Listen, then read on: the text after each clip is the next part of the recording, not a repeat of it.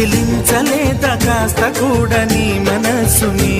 పరదాలు దాటి ఒక్కసారి పలకరించవేమి అందరినీ ఇలా వెంటపడి అడగాల సరదాగా నువ్వే ఎదురైతే సరిపోదా నిద్రపోతున్న రాత్రి నడిగా గుడికి చేరిన గువ్వల నడిగా